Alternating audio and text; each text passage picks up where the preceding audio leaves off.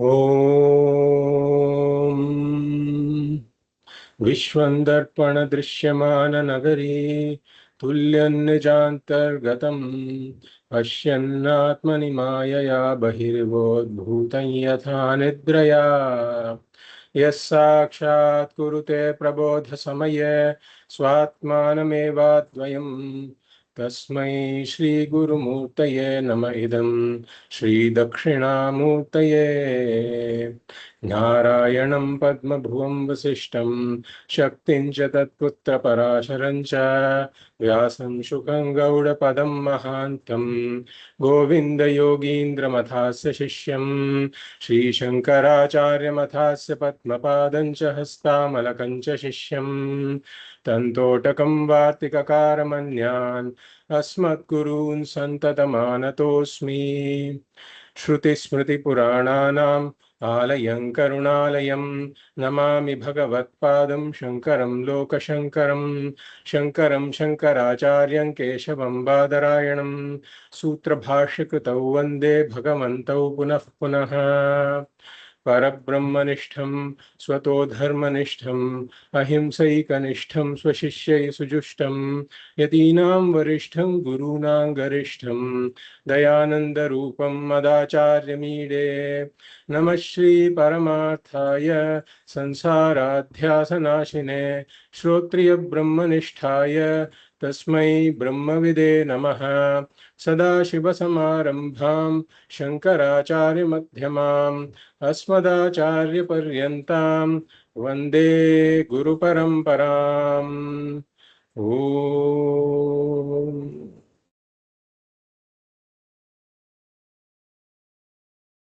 पार्थाय प्रतिबोधितां भगवता नारायणेन स्वयं व्यासेन ग्रथितां पुराणमुनिना मध्ये महाभारतम् अद्वैतामृतवर्षिणीं भगवतीम् अष्टादशाध्यायिनीम् अम्ब त्वामनुसन्दधामि भगवद्गीते भवद्वेषिणीम्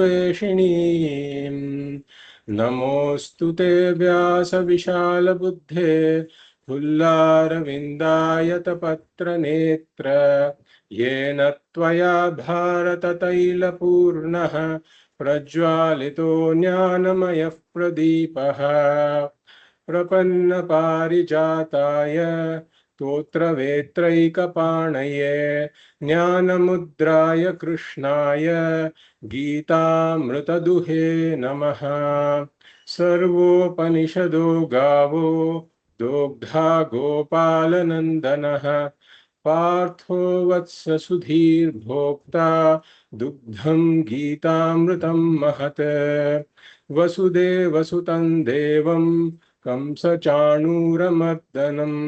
देवकी परमानन्दं कृष्णं वन्दे जगद्गुरुं भीष्मद्रोणतटा जयद्रथजला गान्धारनीलोत्पला शल्यग्राहवती कृपेण वहनी कर्णेन वेलाकुला अश्वत्थामविकर्णघोरमकरा दुर्योधनावर्तिनी सोत्तीर्णा खलु पाण्डवैरणनदी कैवर्तकः केशवः पाराशर्यवचः सरोजममलं गीतार्थगन्धोत्कटं नानाख्यानककेसरं हरिकथा सम्बोधनाबोधितं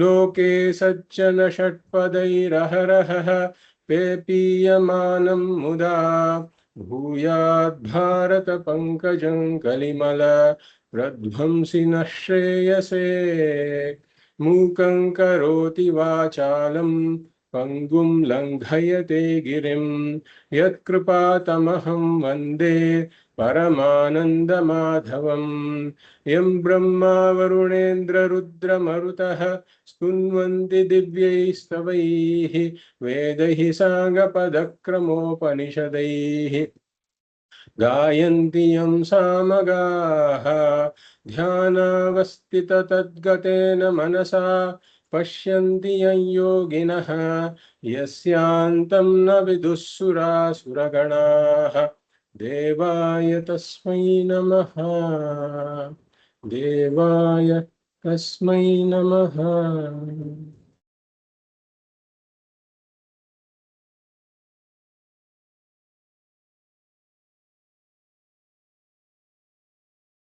I welcome you all to the 24th class of our Bhagavad Gita study. We will read the 48th verse of the second chapter.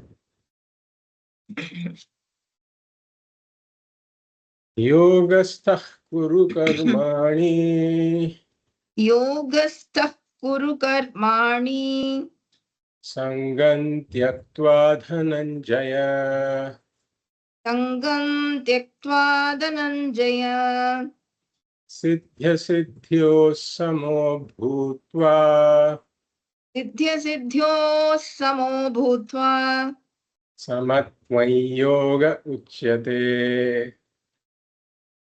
समत्वं योग उच्यते. As we have been seeing, peace, security, and happiness of a person is not determined by one's external material growth, but it is determined by one's internal growth. Because if the internal growth is there, then one can be peaceful, secure, and happy, even if the material growth is not there. But if the internal growth is not there, then no matter how much one accumulates materially, the peace, security, and happiness will remain elusive. This is the teaching of the Bhagavad Gita. So then, how does one attain this inner growth, this internal growth? As we have seen, Bhagavan first gave out the teaching of Atma Dhyanam. Because Atma Dhyanam is the culmination of one's internal growth. When one knows that I am the Atma, that is full, complete, limitless, Purnaha, unconditionally full, complete, limitless, Purnaha, then I am peaceful, secure, and happy, being the Atma, no matter what happens in the world. As the Atma belongs to a higher order of reality, so being the Atma, I belong to a higher order of reality, whereas the body, mind, and the world belong to a lower order of reality. So I, the Atma, am utterly unaffected by any event that takes place within this material body, mind, or this material world, because they belong to a lower order of reality. Exactly like the waker is unaffected by the dream. The gold is unaffected by the coming and going of ornaments. The sand can never be wet by the mirage water because they belong to different orders of reality. And therefore, with Atma Jnanam, I recognize that I am of the nature of peace, security, and happiness. In fact, I myself am the source of permanent peace, security, and happiness. And therefore, there is no clinging to, longing for, dependence upon the world. But in order to attain this Atma Jnanam, I have to have a certain preparedness of mind. My mind has to be relatively free of emotional turmoil. So, how to gain this mind that is relatively free of emotional turmoil? Again, Bhagavad Gita shows us the way. We think that my emotional turmoil is because of the world. But then Bhagavad Gita teaches that my emotional turmoil is not because of the world. The world is not to blame for it, but it is my dependence upon the world that is the cause of my emotional turmoil. So if I have to address the emotional turmoil, I have to address my dependence upon the world. So what causes this dependence upon the world? It is my own ragas and dveshas, my own likes and dislikes that say that the world should be like this and the world should not be like this. But then when I have strong ragas and dveshas, that results in emotional turmoil because the world has not signed a contract with me that the world will be in keeping with my likes and dislikes. The world is inherently unpredictable, uncontrollable, and unsustainable. The world will do what it has to do. And therefore, if I have strong ragas and dveshas, I'll constantly be in emotional turmoil. And therefore, if I have to address my emotional turmoil, I have to address my own ragas and dveshas. Constantly trying to adjust the world in keeping with my ragas and dveshas is impractical and unsustainable. It will keep me in samsara because I can never permanently fix the world in keeping with my ragas and dveshas. The struggle to fix the world will never end. And therefore, I have to look at my own ragas and dveshas. I have to try to neutralize my own ragas and dveshas. Then the next question is, how do I go about managing, neutralizing my own ragas and dveshas?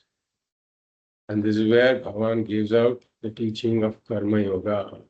Karma Yoga is proper action coupled with proper attitude. So what is proper action? A Karma Yogi completely avoids tamasa karmas that involve adharma. Tamasa karmas are the karmas, actions in the world that originate from my own ragas and dveshas, but involve adharma. Such tamasa karmas result in one's own spiritual downfall. It results in inner degeneration instead of inner growth.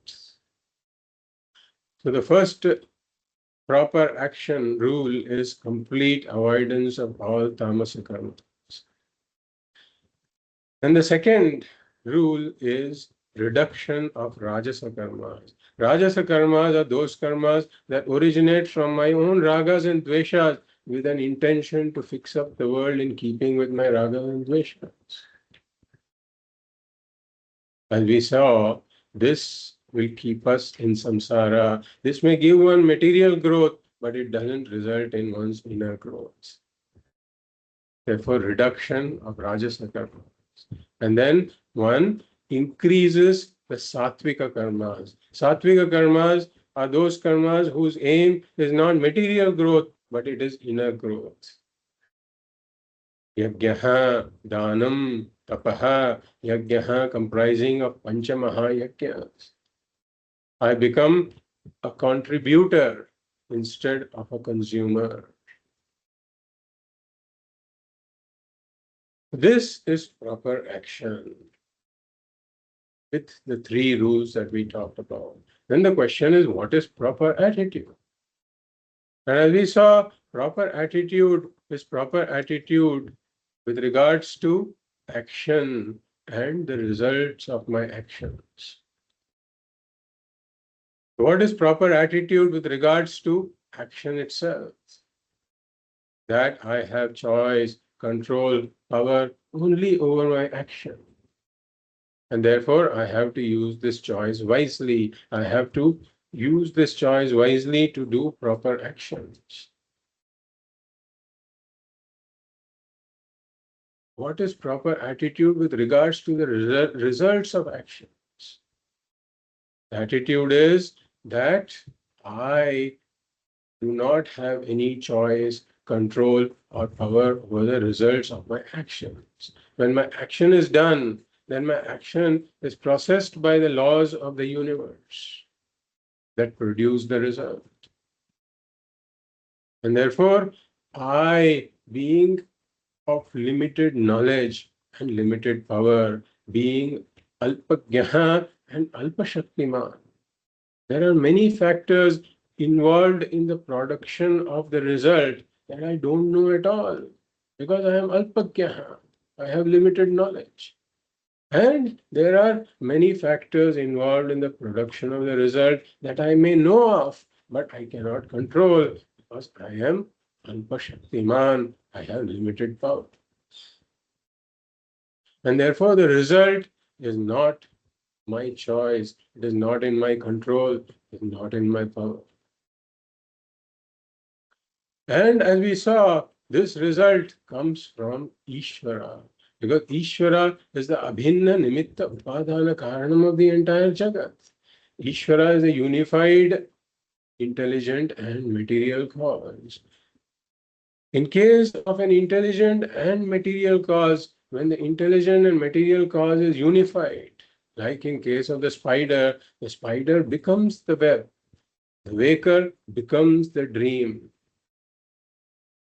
the cause becomes the product.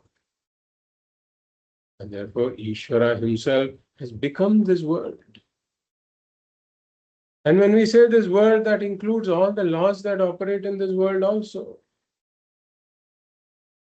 Therefore, the world and the laws that operate in this world are Vishwarupa Ishvara. In fact, Vishwarupa Ishvara, this world is the first avatara of Ishvara. We talk about a lot of avatars of Ishvara, starting from Matsya, Kurma, Varaha, etc. And Krishna Avatara, Rama Avatara. But all of those avatars, they were also time bound. But then Vishwarupa is an avatar of Ishvara. The world is an avatar of Ishvara. That is the longest avatar. In fact, the Bhagavata Purana talks about Vishwarupa, this world, being an avatar of Ishvara. It is the longest avatar.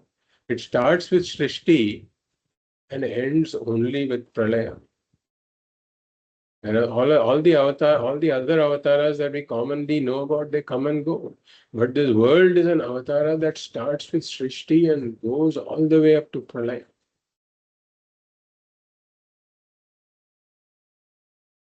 And I can see this world in front of me all the time. Unlike the other avatars, the people who were contemporaries of Rama and Krishna would have seen Rama and Krishna. But then this world is available for all of us. This Vishwarupa of Ishvara is available for all of us in front of us. And therefore, this entire world and the laws that operate in it are Vishwarupa Ishvara. And therefore, when the laws process my actions to produce a result, the result is coming from none other than Vishwarupa Ishvara himself. It's coming from Ishvara. And what is my attitude when something comes from Ishvara? It becomes prasada. Just like we discussed in a temple, whatever I get, it may be a leaf or some ashes or some drops of water or some sweet, whatever I get, when I understand it is coming from Ishvara, then I accept it with humility and, more importantly, without complaint.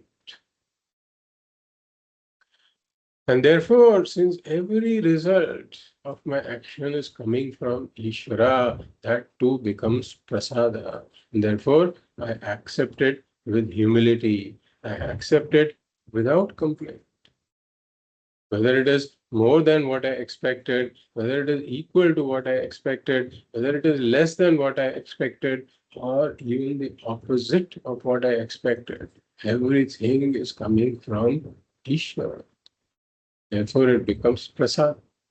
And therefore, I have to regulate the response of my mind so that my mind is not swayed by my ragas and dveshas, but it learns to accept the results with samatvam. That's why in the shloka, Bhagavan says, samatvam yoga chyate. That karma yoga, the important attitude of karma yoga is this samatvam, siddhya siddhyo samo bhutva. Whether it is success or failure. Therefore, Bhagavan says, Yogastha Kuru Karmani, being in Karma Yoga, taking up the sadhana of Karma Yoga, may you do all your duties.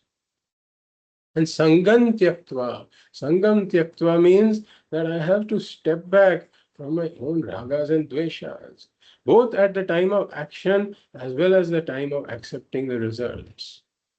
When I'm acting in the world, my ragas and dveshas may come in and say, I like to do this, I don't like to do this.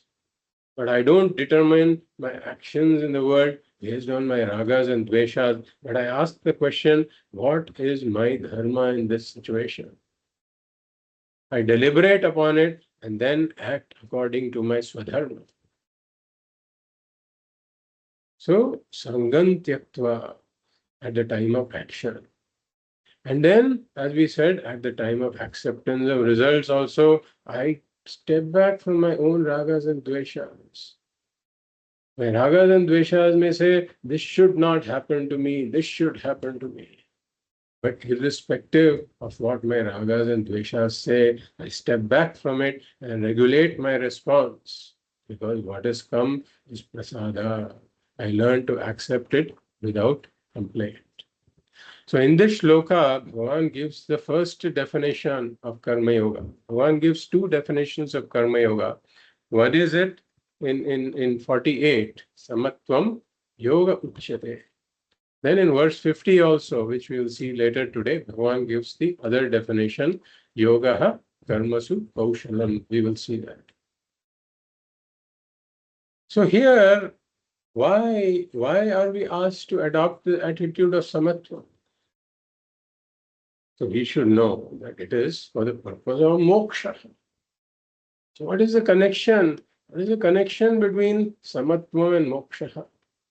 We don't directly see the connection. But what happens is that when I adopt the attitude of samatvam, that helps neutralize my own ragas and dveshas. I get manojayaha, I get chitta shuddhi, I get a reduction in my own emotional turmoils. And when I get chitta shuddhi, then the important questions of life will come to the forefront. Earlier, in the noise of this emotional turmoil, one is not able to think much about the spiritual pursuit. But then the spiritual pursuit becomes important once one gets chitta shuddhi, and one will seek out a guru. It results in guru prapti. And then ask the guru the significant questions in life. And the guru responds to those questions during Shravanam, Mananam, and Nididhyasanam. One gets to know what the spiritual pursuit is about and what my nature is. And therefore, Samatvam results in neutralization of Ragadveshas, otherwise called Chitta Shuddhi or Manojaya. And then one gets Guru Praptihi. And then Shravanam, Mananam, and Nididhyasanam follow. And that results in Atma Jnanam when one recognizes that Moksha is peace, security, and happiness is my real nature. And therefore, the Karma Yogi takes up this sadhana of Karma Yoga also for the purpose of moksha only eventually. So now in the next verse, Bhagavan is talking about the glory of Karma Yoga. Bhagavan is contrasting the karma that is done for the sake of lokajaya, and comparing that to Karma Yoga, where karmas are done for the sake of manojaya. And he says that Karma Yoga is far superior to karmas done for the sake of lokajaya. We will read the 49th verse. Durena hyavarang karma दूरेण ह्यवरं कर्म buddhiyogat dhananjaya बुद्धियोगात् Dhananjay buddhau शरणमन vichcha बुद्धौ शरणमन्विच्छ कृपणाः फलहेतवः कृपणा फलहेतवः.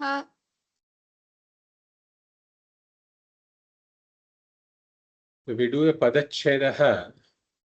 Durena hi avaram. Yavaram is there. Becomes hi avaram. Karma. Buddhi yogat. Buddhi yogat. Dhananjaya. Buddhau sharanam. Buddhau sharanam anvichcha. Kripanaha phalahetavaha. So Bhagavan says, Hey Dhananjaya, in the second quarter, Buddhi Yogat Dhananjaya. So, Hey Dhananjaya, meaning, oh Arjuna. And Bhagavan says, Durena hi avaram, Durena hi avaram karma. Karma hi, bhavati. We can supply a word like bhavati. Karma hi bhavati. So here when Bhagavan says karma, he's talking about actions, karma done for lokajaya. Karma done for adjusting the world in keeping with my ragas and dveshas. Karma is done for material accomplishment in this world. So karma hi bhavati, meaning karma done for the sake of lokajaya is indeed, Bhagavan is saying, is indeed. And what is it? What is it? Durena avaram. Durena avaram. So karma done for lokajayaha is durena avaram, meaning it's far inferior, Bhagavan says. Durena avaram means far inferior or very inferior. So the natural question will be compared to what? Is it inferior? So Bhagavan says, Buddhi yogat. Buddhi yogat. So Buddhi Yoga can be taken to mean Karma Yoga or Jnana Yoga. Both are possible. So we will first take the meaning, and Bhagavad talks about both of these in his Bhashya. So we will first, to keep the flow, we will first take it as Karma Yoga. And then towards the end, we will talk about what it means if this were taken to be Jnana Yoga. So let us take Buddhi Yoga to be Karma Yoga as the first meaning. So Karma Yoga is called Buddhi Yoga because, as we have seen, proper attitude is very important in Karma Yoga. Proper attitude towards actions as well as proper attitude towards the results of actions. So proper attitude towards action, as we have seen, is that I have choice only in the action and I use the choice wisely, and my actions should be in keeping with dharma. And such actions which are in keeping with dharma become an offering to Ishvara, who is in the form of dharma. As we have seen, everything in this world is a manifestation of Ishvara, is a form of Ishvara. And this dharma is the order that maintains, is the harmony that sustains the world. Just like health sustains the body, it is the harmony called dharma that sustains the world. And I can sense this dharma. I know what this dharma is with my common sense. Nobody needs to tell me what karma is. I don't want to be hurt. I don't want to be lied to. I don't want to be cheated. I don't want to be stolen from. I know this without anybody teaching me. And so also I know that everybody else expects the same from me. This also I know without anybody teaching me. So this common sense knowledge of dharma is what we mean by I can sense this dharma. This dharma is what sustains the world. If this dharma is not there, if this harmony is not there in the world, then the world will degenerate into confusion. And therefore, my actions have to be in keeping with dharma. When they are in keeping with dharma, then my actions themselves become an offering to Ishvara, who is in the form of dharma. Exactly like in the puja room, I do archana to Ishvara with flowers, to a form of Ishvara. Similarly, in my life, outside of the puja room, when I act in the world, when my actions are in keeping with dharma, then such actions themselves become an archana to Ishvara, who is in the form of dharma. This is proper attitude towards action, and proper attitude towards results of action we have already seen. And I accept all the results as coming from Ishvara with prasada buddhi and samat. That is why Karma Yoga is called Buddhi Yoga. So as compared to Karma Yoga, where karma is done with these attitudes for the sake of manojaya, the karma that is done for the sake of lokajaya, for the sake of material accomplishments, is far inferior, Bhagavan says. And then Bhagavan says, anvichha in the third quarter. Anvichha means tvam anvichha. You can supply the word tvam. Tvam anvichha. Tvam anvichha means may you seek. May you seek what? Sharanam. Tvam sharanam anvichha means may you seek refuge. May you seek shelter. So may you seek refuge or shelter in what? Buddhau. Buddhau sharanam anvichha. May you seek shelter in your own buddhi, in your own mind. Bhagavan is saying. Buddhau sharanam anvichha. We will see in a moment what that means to seek shelter in one's own mind.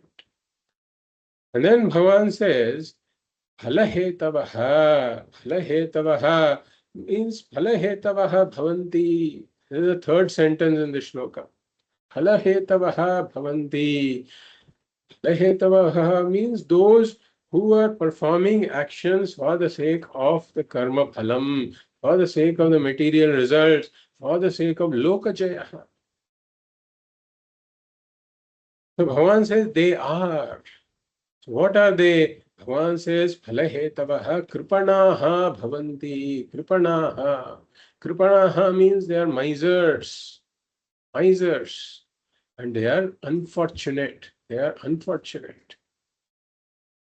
So we will, having seen the word meaning, we will see what Bhagavan is saying here, the deeper meaning of that.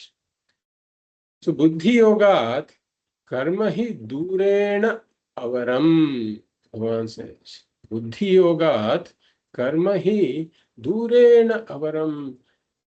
Karma hi buddhi yogat durena avaram, we can say, meaning that the karma done for the sake of lokajaya is far inferior to buddhi yoga, which means karma is done for the sake of manojaya. So why is it far inferior? Because why is it far inferior? Because the karmas that are done for the sake of lokajaya, that cannot result in this chitta shuddhi. It cannot result in guru prapti. It cannot lead me to shravanam, mananam and nididhyasanam. It cannot lead me to jnanam or moksha. So, if it does not lead me to moksha, then what does it do? It keeps me in samsara. Because such karmas done for the sake of lokajaya, for the sake of material accomplishments, They originate from my ragas and dveshas, and therefore they keep my ahankara, mamakara, raga, dvesha intact. So we look at it from a jnani's perspective. Where is Bhagavad Gita eventually trying to lead me? It's trying to lead me to the Jnanam. And what is the Jnanam? As we have seen in verses, starting with verse number 11 to 30, the first chapter, we saw that the Jnani's understanding is that I am of the nature of this Atma. That is Brahman. And as the Atma or Brahman, I don't have this body mind is not me, first of all. This body mind is not me because I am the Atma. This body mind is not mine either. I cannot call this body mind me, nor can I call this body mind mine. So, this is the knowledge that Bhagavad Gita is trying to bring me to. Because as long as I call this body mind to be me or mine, I will be in samsara.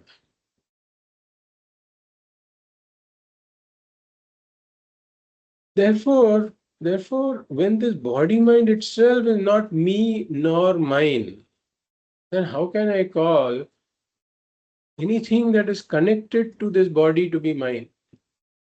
Like family, possessions, profession. So I am connected to all of those only through my body. But if my body is not mine, then how can I call my family, possession, profession, etc. mine? But then, this is the knowledge that I have to come to. But then, what these karmas for Lokajaya is doing is that they are all centered around me and mine. They are all centered that I am doing this for my body, for my mind, for my family, for my possessions, for my profession. So all the karmas for Lokajaya are promoting the idea of me and mine. All the karmas for material accomplishment are keeping me in this, keeping me tied to this idea of me and mine. And therefore, what Bhagavad Gita is trying to lead me to is the nirmama nirahankaraha, the knowledge in which I see that I am nirmamaha nirahankaraha, means that I don't have any mamatvam, nor do I have this, nor am I the ahankara. So it is taking me to the Atma, it is trying to lead me to the Atma, which doesn't have me or mine at all. But the karmas for Lokajaya, they are all centered around me and mine. And therefore, the karmas for Manojaya are leading me towards Moksha, towards the Atma, that is Nirmamaha Nirahankara. But the karmas for Lokajaya are trying to keep me in Ahankara and Mamakara. And therefore, Bhagavan says that karmas done for Lokajaya are far inferior to the karmas done for Manojaya. Then Bhagavan says, Buddhau Tvam Sharanam Anvichya. May you seek Sharanam, refuge or shelter in your Buddhi. So what does this mean? So this Buddhi can be understood as twofold. One is the Samatva Buddhi of a Karma Yogi. The Karma Yogi with the attitude of Samatvam, he accepts the results of actions with Samatvam and accepts the results as coming from Ishvara with Prasada Buddhi. So in such a mind, the emotional turbulence is reduced. The emotional turbulence is relatively reduced.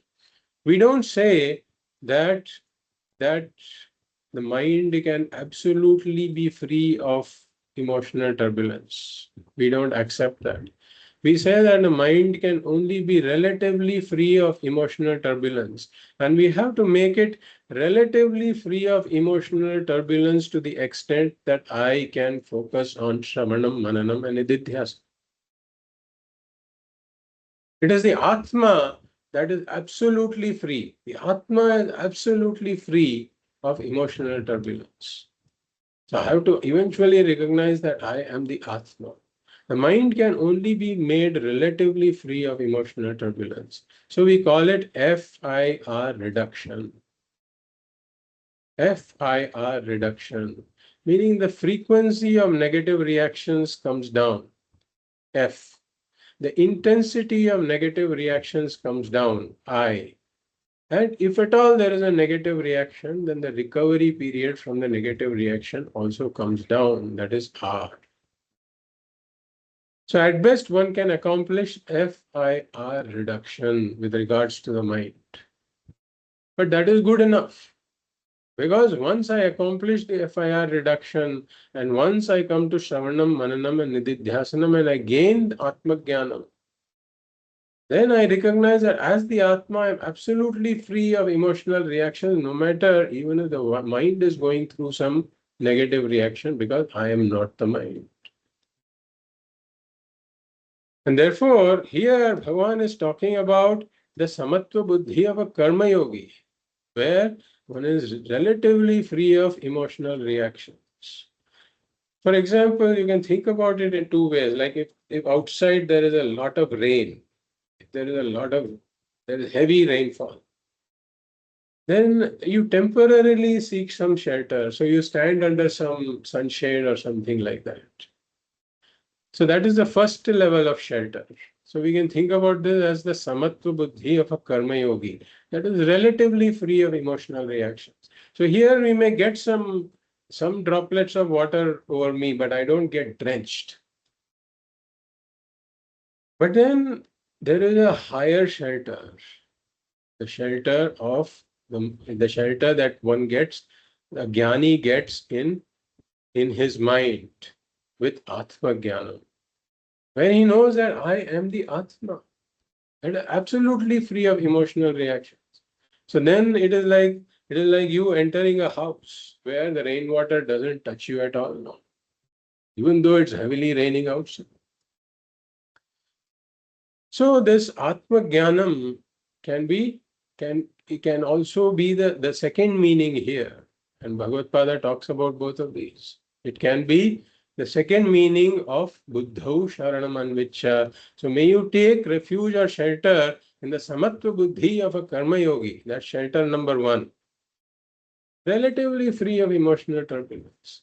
Or in the mind of a jnani. How? You can't take shelter in the mind of another jnani. One has to become a jnani himself and then take shelter in the mind, because that mind has got Atma Jnana, with which I understand that I am absolutely free of all emotional turbulence. Peace, security, and happiness is my real nature. Buddhau Sharanam Anvicha. Don't take shelter or refuge in the world or the results of actions. Instead, take shelter or refuge in this twofold mind, either of a karma yogi or a jnani. And why is Bhagavad Gita saying don't take shelter in the world? Don't take refuge in the world. Don't depend upon the world. Because alahetavaha prapanaha bhavanti. Palahetavaha means people who perform karmas for lokajaya and not for inner growth. So they are seeking refuge or shelter in the results of their actions. Karma phala. So what they are looking for is bhoga and aishwarya, as we had seen earlier. Bhogaha refers to kama purushartha and aishwarya refers to artha purushartha.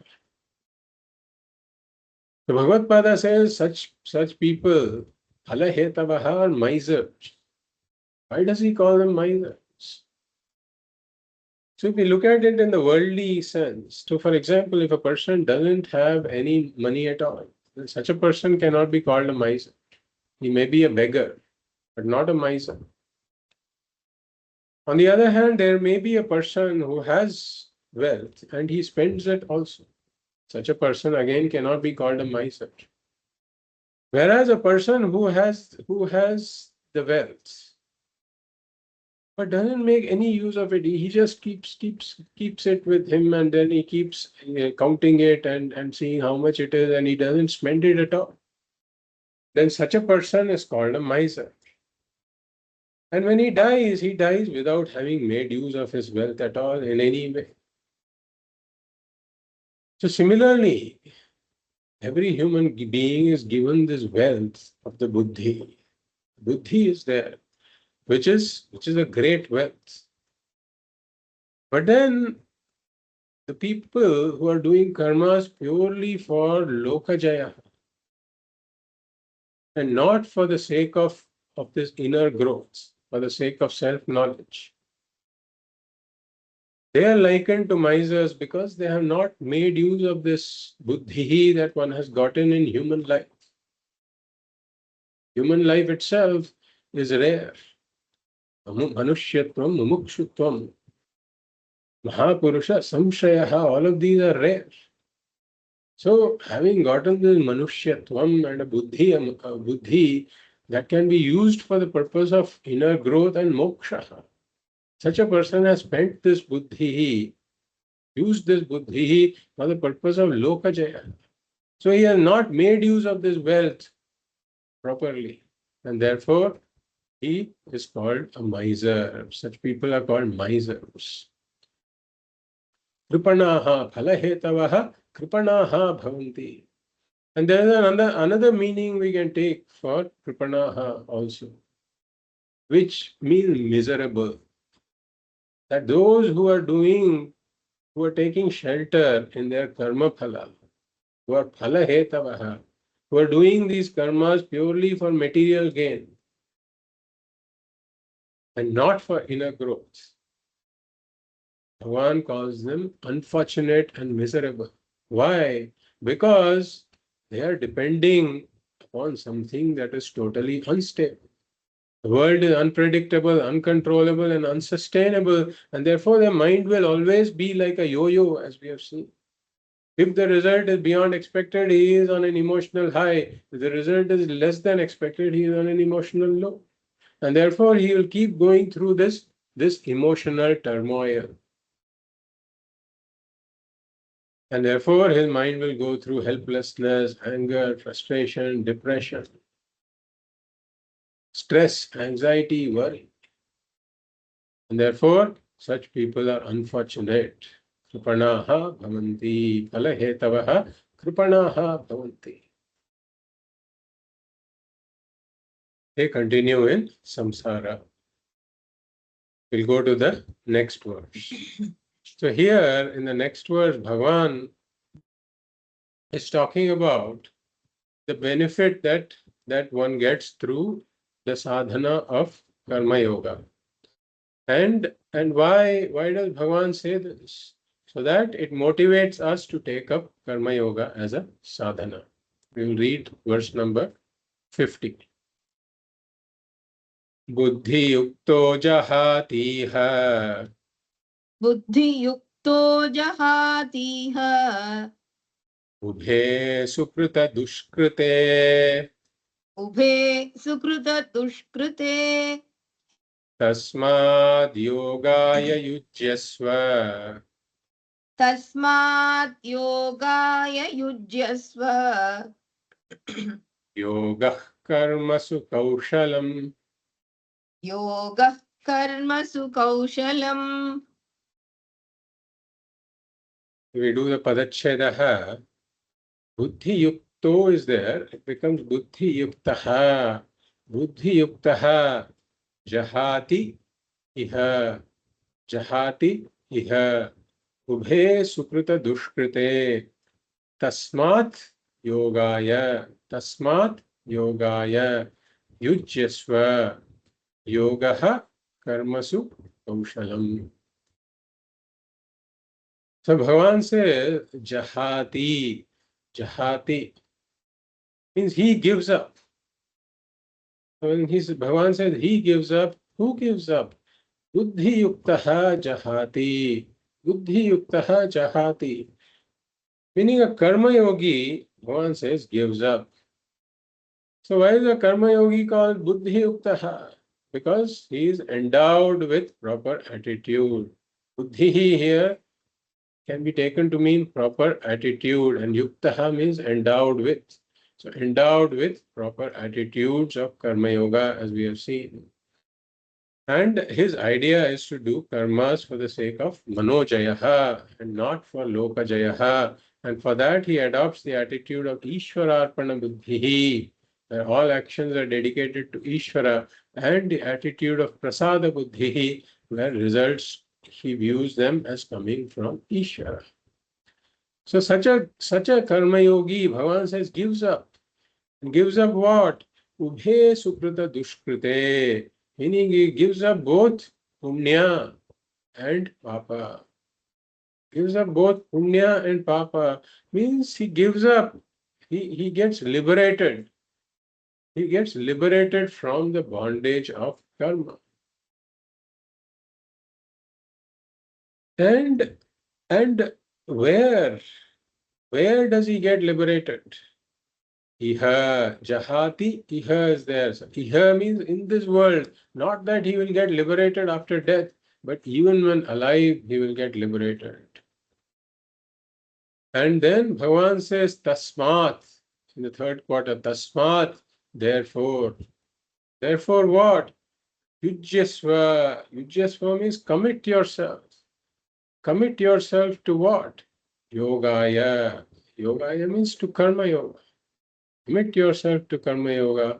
And then here Bhagavan gives the second definition of Karma Yoga, where Bhagavan says, Yogaha karmasu kaushalam. So Yogaha karmasu kaushalam.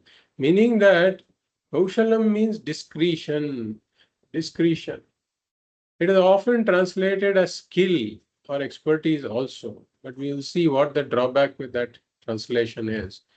Discretion is a better way to understand this. And discretion in what? Karmasu. Karmasu means discretion in action. So yogaha is discretion in action.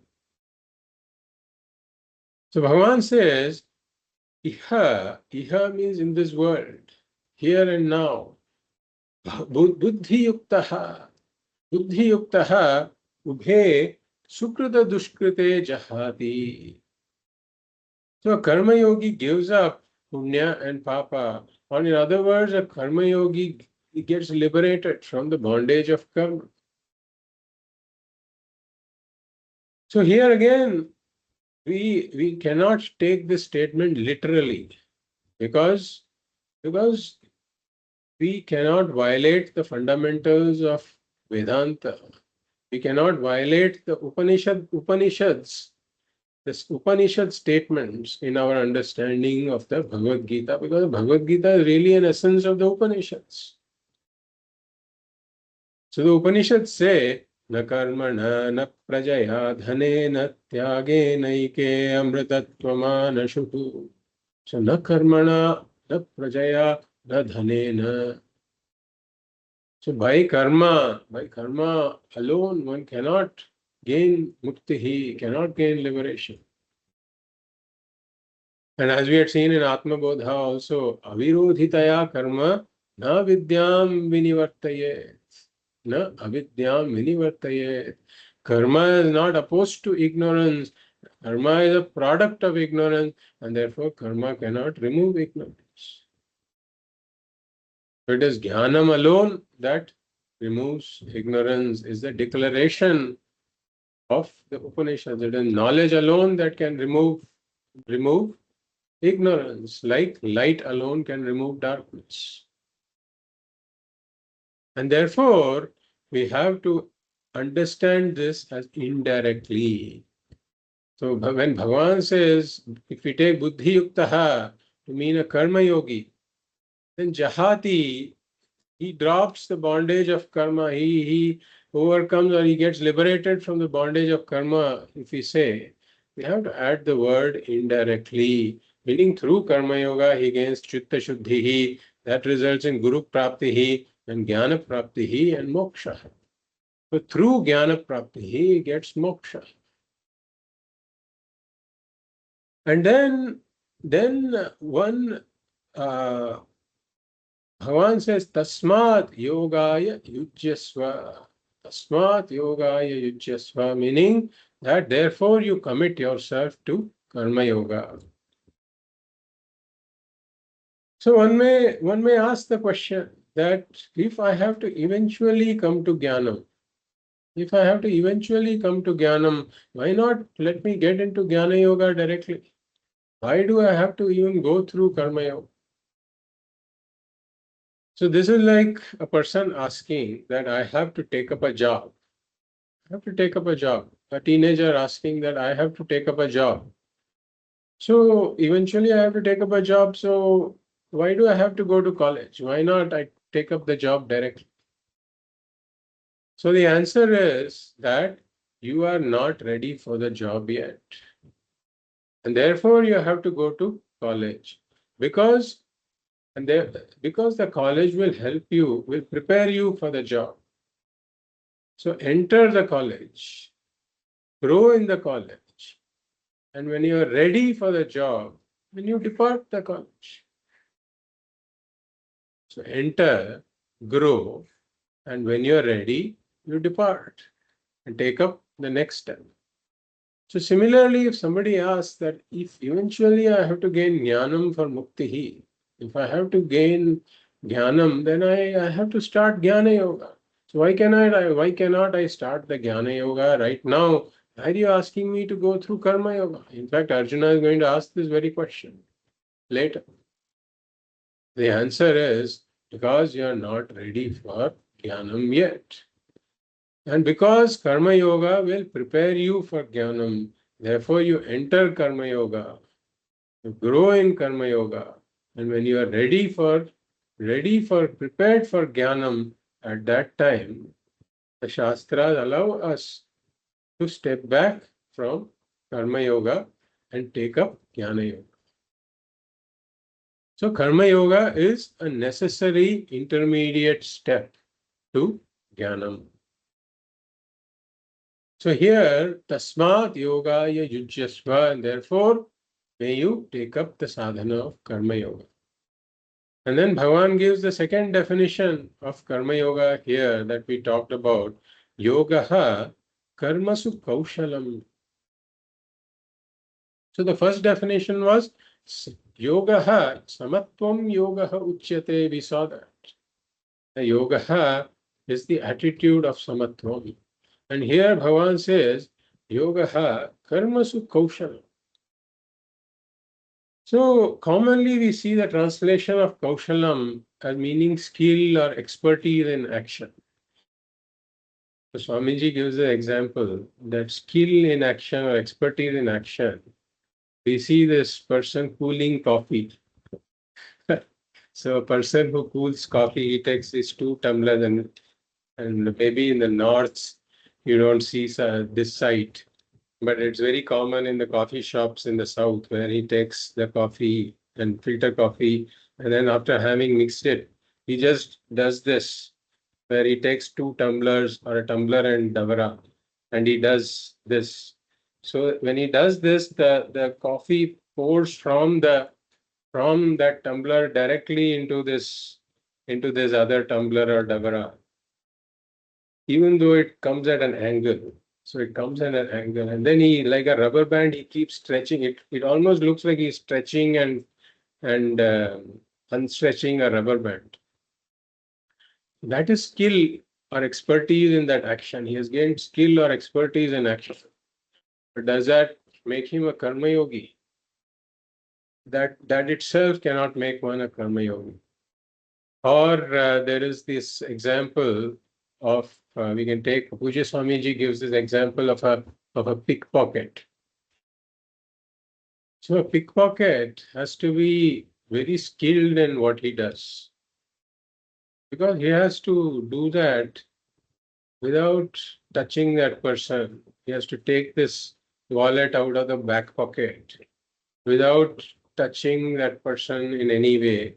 And when he takes out the wallet, also, he has to make sure that taking out the wallet doesn't activate his sense of touch.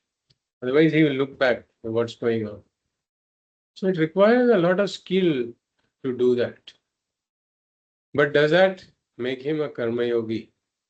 Clearly not. So, this translation of skill is not a proper translation. Therefore, we use the word discretion in action. Why is this? Why is that additional definition of karma yoga required to say that it is discretion in action? So let us go back to our pickpocket example.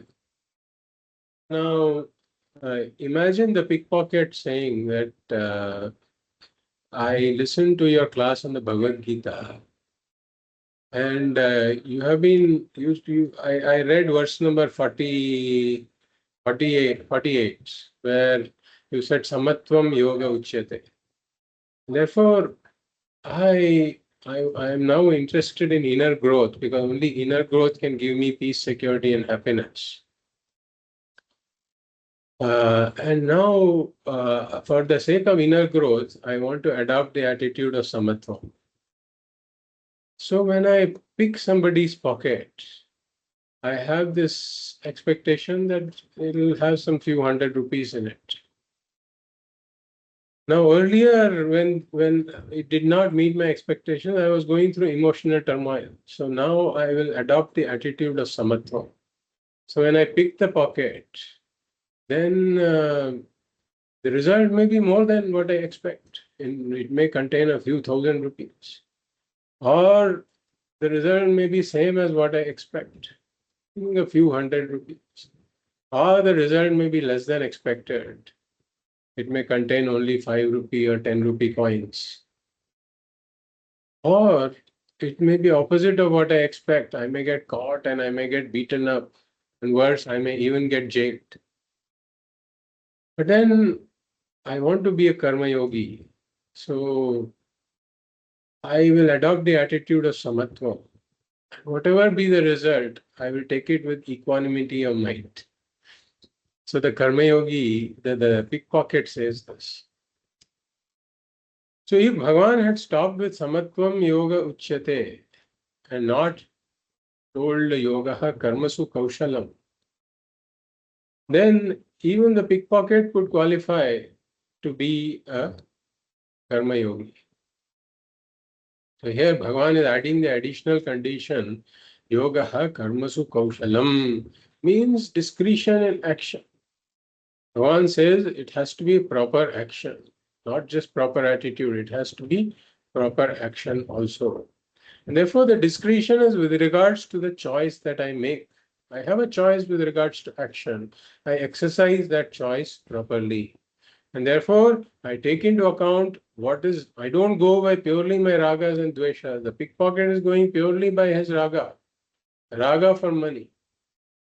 But then I cannot go purely by my ragas and dveshas. I take into account what is dharma. I don't want to be hurt. I don't want to be cheated. Therefore, I expect that nobody else wants to be cheated, hurt, lied to. So I take into account what is samanya dharma. This is samanya dharma. I follow samanya dharma, which is applicable to everybody. But then there are also exceptions to the samanya dharma. In some special cases, I am allowed to violate the samanya dharma. In extremely special cases. Like the doctor, for example, doing what looks like himsa for the sake of saving the patient. Or in a certain case, speaking the truths might actually inflict hurt on somebody. We have taken this example of a woman who is running away from some people who are chasing her. And then there is a rishi who is there. And the rishi indicates her to go into and hide behind a tree. And then these people come and ask him, did you see this woman? He just keeps quiet at that point. And then they go away in the other direction. So, so the fact that I have to say the truth, that should not be applied blindly. There are some special cases where not saying the truth is allowed. Especially in cases, and there too I have to be careful where I am not a beneficiary of it, where somebody else is a beneficiary. So I have to weigh all of this properly and use my discretion. There has to be discretion in action. And that's why Bhagavan says, Yogaha karmasu kaushalam. And therefore, whenever I have my ragas and dveshas come in, I may have raga towards some adharma. I may have raga towards some adharma. Because I see some short-term gain. That is really the reason why people engage in adharma. So there is raga towards adharma because there is raga towards that short-term gain. But then I have to bring in a counterbalancing viveka in my mind that says that where I have to see that there is a greater loss in the performance of that adharma. I have to bring in this counterbalancing viveka. Dharma, dharma, viveka. And similarly, I may have dvesha towards what is dharma. I don't like to do something that is dharma because to do the daily japa, it's somewhat painful to sit and do that. So I see some short-term pain. Then I bring in the counterbalancing viveka that says that there is longer-term gain in this, and therefore I do that. So again, neutralization of my own ragas and dveshas, managing my own ragas and dveshas, and letting dharma, adharma, viveka guide my actions rather than my ragas and dveshas. This is yogaha karmasu kaushalam. And then there is another way to look at this also, kaushalam. Because when karmas are done in the world without the proper attitude, then those karmas bind me. When the karmas are done for lokajaya, then the same karma becomes binding. Why? Because it results in the perpetuation of ahankara, mamakara, raga, and dvesha. It results in the perpetuation of this limited individual. It keeps me in samsara because I can never really fix up the world, always to be in keeping with my likes and dislikes. So it keeps me busy, engaged in the world forever. But then with proper attitude, the same karma that would otherwise bind, it can liberate me. Exactly like we have taken the example of snake poison. Snake poison can kill, but when the same snake poison is used wisely, then the same snake poison can also cure me. So similarly, when karma is done with the proper attitude, when it's done without the proper attitude, it binds me, keeps me in samsara. But when karma is done with the proper attitude, then it can liberate me because it gives me chitta shuddhi and eventually it takes me to Dhyanam and Moksha. And therefore, Bhagavan says, may you perform karmas with proper attitude. And may you perform karmas, may you have discretion in the performance of your karmas. Yogaha karmasu kaushalam. Then in the next verse, Bhagavan talks about the stages that a Karma Yogi goes through. We will read verse 51. Karmajam buddhi yukta hi कर्मजं बुद्धियुक्ता हि phalam tyaktva manishinah फलं त्यक्त्वा मनीषिणः janma bandha vinirmuktaha जन्मबन्धविनिर्मुक्ताः पदं गच्छन्त्यनामयम् पदं गच्छन्त्यनामयम्. We will do the sandhi, the padachhedaha first. Karmajam buddhiyuktaha. Buddhiyuktaha. Visarga is there, which comes when we do the padachhedaha. Buddhiyuktaha hi phalam tyaktva manishinaha janmabandha vinirmuktaha padam gachanti anamayam. So gachanti, Bhagavan says. Gachanti means they go to, they attain. So who attains? Who attain? Bhagavan says, Buddhi yuktaha hi. In the first quarter, Buddhi yuktaha hi gachanti. So Buddhi means proper attitude, and yuktaha means endowed with. Buddhi yuktaha means those who are endowed with this proper attitude of Karma Yoga. So those Karma Yogis, they attain. So buddhi yuktaha hi gachanti. So what do they attain? Padam in the last quarter, fourth quarter. Padam. Padam means the end, the goal, the destination. So buddhi yuktaha hi padam gachanti. So the karma yogis, they attain the destination. And what kind of destination, what kind of goal, what kind of end? One says anamayam. Anamayam means free from all afflictions, free from all suffering, free from all sorrow. So buddhi yuktaha hi anamayam padam gachanti. And doing what do they attain? Going through what stages do they attain this? Bhagavan says, Tyaktva, in the second quarter. Tyaktva means having given up. Having given up what? Phalam tyaktva. So having given up the fruit or the material result. Phalam tyaktva. And what kind of fruit? Karmajam. Karmajam means born of action. So having given up the material result, that is born of action. Karmajam phalam tyaktva. And then having become what? Bhagavan says manishinaha. So manishinaha means jnanis. Jnanis. So bhutva, we supply a word like bhutva here. Manishinaha bhutva. So having become jnanis. So the karma yogi, having given up the fruits, the material result of action, having become jnanis. So karma yogis, having become jnanis, manishinaha bhutva, and janma bandha vinirmuktaha santaha. Janma bandha vinirmuktaha santaha, meaning being free from the bondage of births. Or in other words, this is Jivan Muktihi. Bhagavan is talking about Jivan Muktihi here.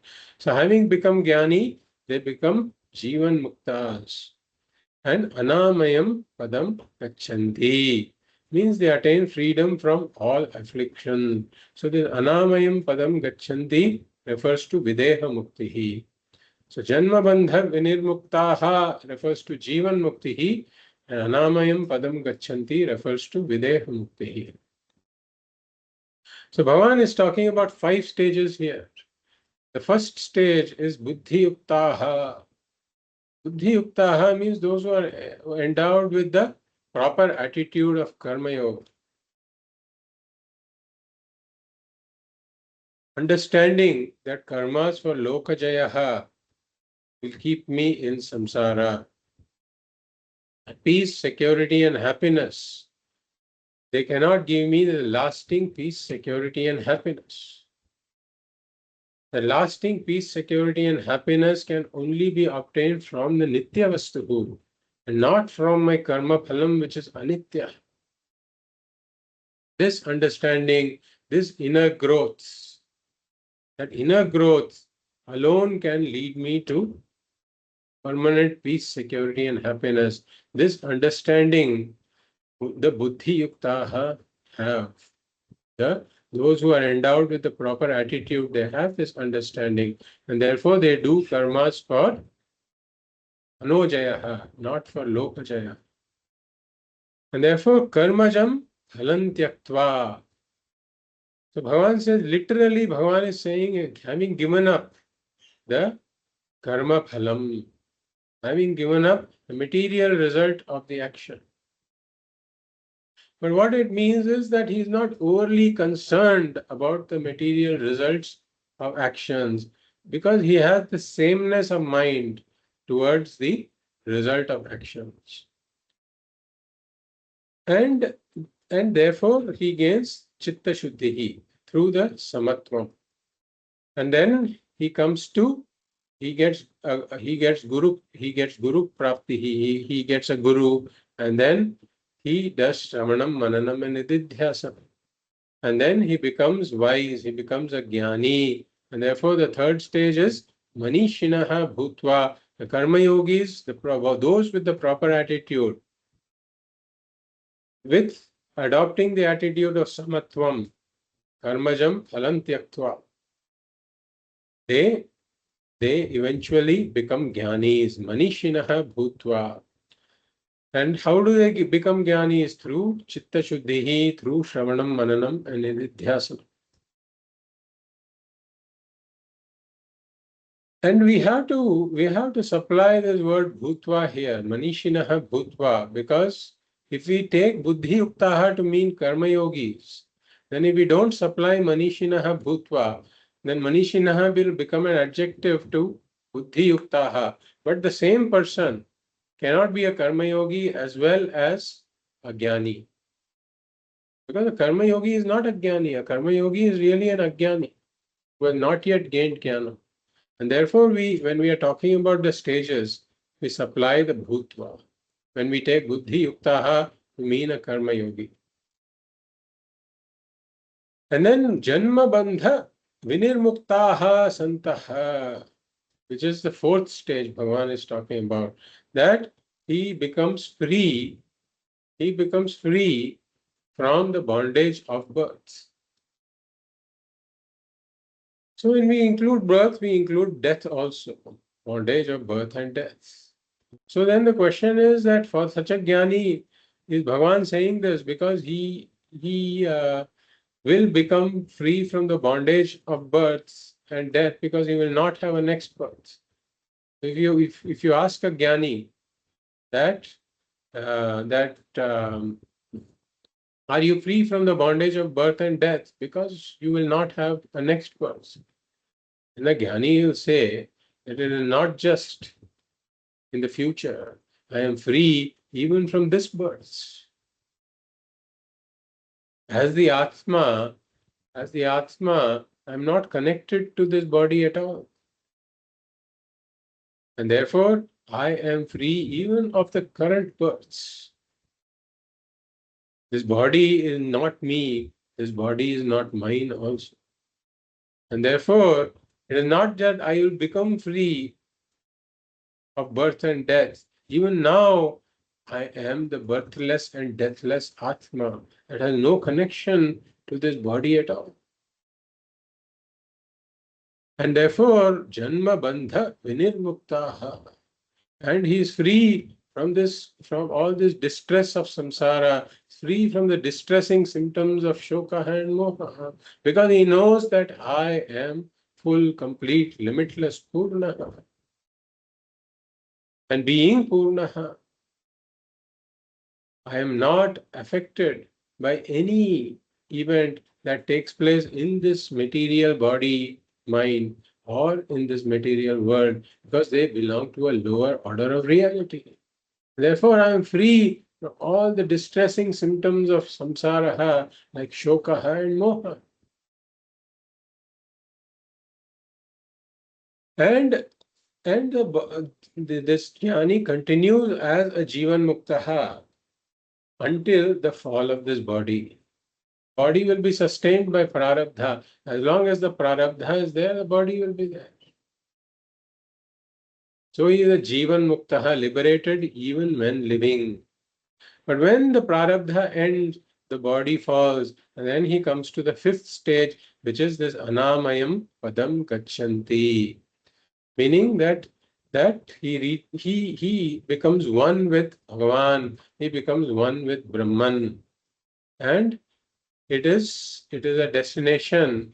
Bhagavan or Brahman is presented here, or Moksha is presented as a destination that is free of all affliction. As the Atma or Brahman is eternally unaffected by the ups and downs that happen in the world, the shokaha and mohaha that happens in that takes place because of my dependence upon the world. So this is Videha Mukti. So we talked about the 5 stages of a Karma Yogi here. Now for verses 49, 50 and 51, 49, 50 and 51, there is a second reading also that is possible as a Jnana Yogi. So far we saw the meaning of verses 49, 50 and 51 taking Buddhi Yoga to mean Karma Yoga, and we took Buddhi Yuktaha to mean one who is endowed with the proper attitude of Karma Yoga. So we saw the meanings of these 3 verses. But now it is also possible to take Buddhi Yoga to mean Jnana Yoga and Buddhi Yuktaha to mean a Jnana Yogi. It's also possible. Therefore, Bhagavad Pada says that we can look at verses 49, 50 and 51, taking the second meaning into account also. So if we look at that, verse number 49, Durena hi avaram karma buddhi yoga dhananjaya. We saw this.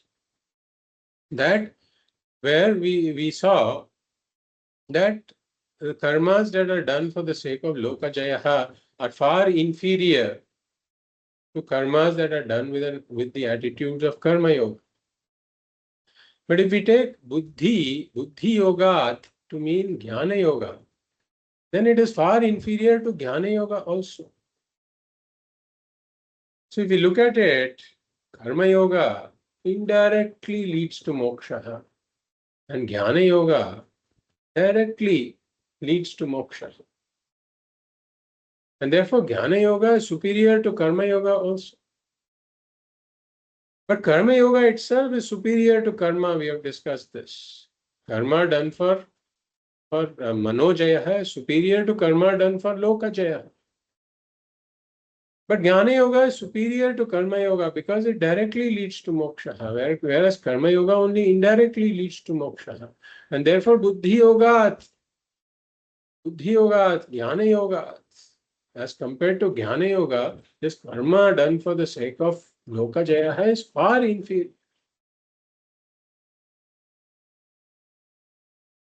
And then Buddhau Shरणमन, we already saw that second meaning. That is, we can take Buddhi there to mean Jnanam.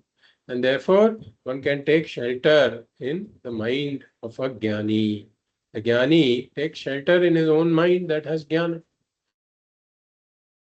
And then in the 50th verse, Buddhi Yuktaha Jahati Ubhe Sukrita Dushkrite, that a Jnana Yogi, we can say the Jnana Yogi, Buddhi Yuktaha, Jnana Yogi, drops the bondage of karma.